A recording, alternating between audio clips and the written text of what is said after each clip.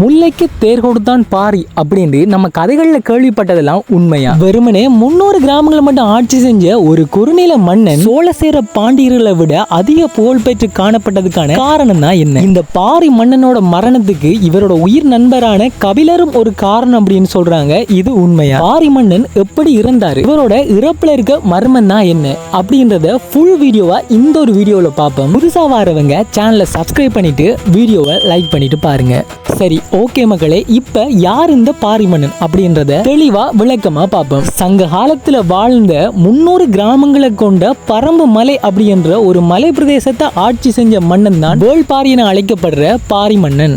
பாரி அப்படின்னு ஏன் இவர் அழைக்கிறாங்கன்னு சொன்னா, வேள் அப்படின்றது இவரோட குலத்தை குறிக்கும். அதாவது வேளிர் குலத்தை சேர்ந்ததால இவரை வேள்பாரி என எல்லாருமே அழைக்கிறாங்க. வேள்பாரி மன்னனோட சிறப்புக்கு மிக முக்கியமான காரணம் என்னன்னு சொன்னா, சங்க காலத்துல வாழ்ந்த 7 வள்ளல்கள்ல சிறப்பு மிக்க ஒரு வள்ளலா காணப்பட்டது இந்த வேள்பாரி மன்னன். இந்த பாரி மன்னனோட இத்தகைய வள்ளல் தன்மை தான் இவரோட மரணத்துக்கே காரணம் அப்படின்றதுதான் ஒரு சோகமான விஷயம். இதை பத்தி வீடியோ லாஸ்ட்ல பார்ப்போம். இப்ப இந்த மன்னனோட கொடைத்தன்மையை பத்தி விளக்கமா பார்ப்போம். வேள்பாரி மன்னன் பொதுவாகவே இரக்க குணமுடையவராக இருந்ததால புலவர்கள், நாட்டு மக்கள் தன்னை நாடி வந்த எவரா இருந்தாலும் அவங்களோட நலன்ல அதிக கவனம் கொண்டவரா இருந்ததால யாருக்குமே அளவில்லாம வாரி வழங்குற ஒரு வள்ளலாவே இவர் வாழ்ந்திருக்கார். இந்த பாரி மன்னனுடைய கொடைத்தன்மையில உச்சகட்டமா சொல்லப்படுகிற ஒரு விஷயம் என்ன அப்படின்னு சொன்னா, இந்த பாரி மன்னன் தேர்ல போகும்போது இவர் போற வழியில ஒரு முல்லை கொடி காணப்பட்டிருக்கு. இந்த முல்லை கொடி படறதுக்கு இடம் இல்லாம வாடிய ஒரு நிலையில காணப்பட்டதால விஷயத்தை பார்த்து மனநொந்த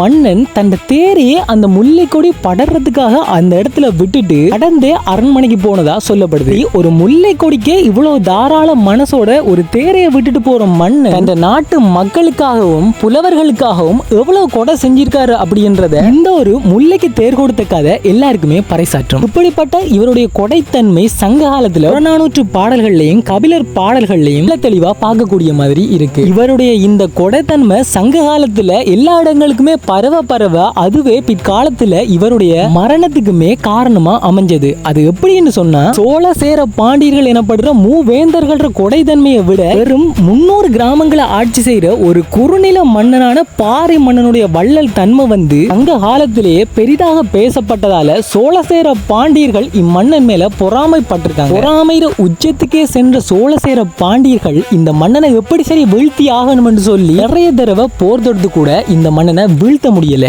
ஏன் அப்படின்னு சொன்னா, கொடைத்தன்மையில மட்டுமில்லாம போர் தந்திரங்கள்லயும் கைதேர்ந்த ஒருத்தராக தான் இந்த ஒரு பாரி மன்னன் இருந்திருக்காரு. அதனாலேயே நிறைய தடவை சோழசேர பாண்டியர்கள் கூட இந்த மன்னனை வீழ்த்துறதுக்காண்டி இவர் நாட்டை சுத்தியே முற்றுகை கூட இட்டு பார்த்தாங்க. ஆனா அப்ப கூட இந்த மன்னன் சரணடையவும் இல்லை, சோழசேர பாண்டியர்கள் கிட்ட அடிபணியவும் இல்லை. சோழசேர பாண்டியர்கள் வருடக்கணக்கில் முற்றுகையிட்ட போது கூட கிளிகளுக்கு பயிற்சி கொடுத்து தானியங்கள் எடுத்து வந்ததாகவும் பறவைகள் மூலியமா உணவு சேகரிக்கப்பட்டதாகவும் பாரி மன்னனுடைய புகழ்பெற்ற கதைகள் எக்கச்சக்கமா காணப்படுது. முற்றுகை இடுறதாலையும் பாரி மன்னனை வீழ்த்த முடியாது அப்படின்றத உணர்ந்த சோழசேர பாண்டியர்கள் கடைசியா பாரி மன்னனோட நண்பரான கபிலர் கிட்ட போறாங்க. நாங்க எப்படி சரி பாரி மன்னனை வீழ்த்தியாகணும், பாரி மன்னனை ஜெயிக்கிறதுக்கான ஒரு வழியை சொல்லுங்க அப்படின்னு கேட்கும்போது கபிலர் சொன்ன விஷயம் என்ன அப்படின்னு சொன்னா, பாரி மன்னனை உங்களால போர் செஞ்சோ இல்லாட்டி முற்றுகையிட்டோ ஜெயிக்க இயலாது. ஜெயிக்கிறதுக்கு ஒரே ஒரு வழி என்ன அப்படின்னு சொன்னா அவருடைய வள்ளல் தன்மை மட்டும்தான். அதனால பாரி கிட்ட நீங்க போயிட்டு